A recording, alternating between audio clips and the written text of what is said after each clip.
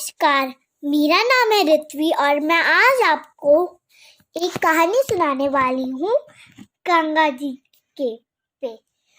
और उस गंगा जी तो हम सबको पता है कितनी पवित्र होती है। एक बार उनमें स्नान कर लो तो आपके सारे पाप मिट जाते हैं।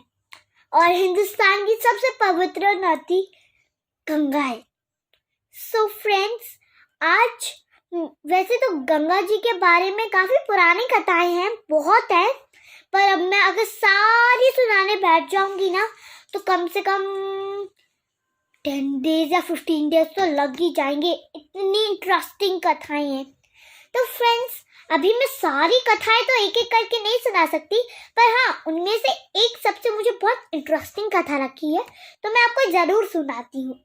ओके, तो इस कथा का नाम है गंगा जी को भगवान ब्रह्मदेव की गंगा जी को ब्रह्मदेव की पुत्री क्यों कहा जाता है? क्या आपको पता है? कोई बात नहीं, अगर आपको नहीं पता तो मैं बता देती हूँ, पर अगर मैं बातों बातों में बताऊंगी तो आपको समझ नहीं आएगा। कोई बात नहीं, मैं आपको एक कहानी के थ्रू बता देती हूँ। चलिए, होप आपको मजा आएगा। चलिए शुरू करते हैं। एक बार की बात है, राजा बलि ने स्वर्ग के राजा इंद्रदेव को लड़ने की चुनौती दी, पर इंद्रदेव को तो पता था कि राजा बीरबल बहुत शक्तिशाली है, तो इंद्रदेव घबरा गए। कहीं ये राजा बीरबल बलि मेरा राज्य न छीन ले, स्वर्ग का। तो उन्होंने मदद ली भगवान विष्णु जी से, और फिर भगवान विष्णु जी ने एक ब्राह्मण का रूप धारण करके राजा बलि के पास चले गए। वो वहाँ यज्ञ कर रहे थे और उन्होंने वो दिखते ही समझ गए थे कि वो भगवान स्वयं विष्णु हैं। और फिर राजा बलि ने पूछा, आपको क्या चाहिए? तो वैसे भी वो किसी को अपने राज्य में खाली हाथ नहीं जाने देते थे, इसलिए उन्होंने पूछा। तो उन्होंने कहा, मुझे आपके 3 गज जमीन चाहिए, 3 गज जमीन, बस इतनी सी जमीन।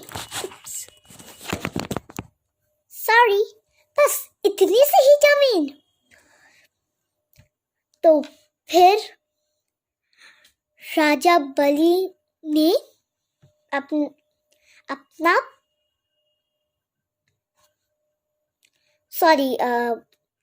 विष्णु जी ने, जो ब्राह्मण का रूप धारण करके आए थे ना विष्णु जी, उन्होंने अपना पहला कदम उठाया तो उन्होंने पूरी धरती नाप ली, और जब उन्होंने दूसरा कदम उठाया तो उन्होंने पूरा आकाश नाप लिया। और फिर उन्होंने पूछा, राजा बलि, मैं अपना तीसरा कदम कहाँ उठाऊं? तो राजा बलि ने कहा, एक काम करिए, आप मेरे सिर पे उठा लीजिए, तीसरा कदम रख लीजिए। तो उन्होंने वैसे ही किया और राजा बलि तो हो गए, वो तो जमीन के नीचे ही दब गए।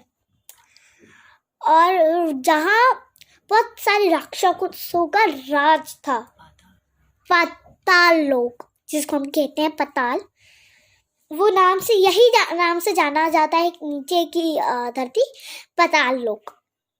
ओके, तो अब मैं बताती हूँ कि कैसे कहा जाता।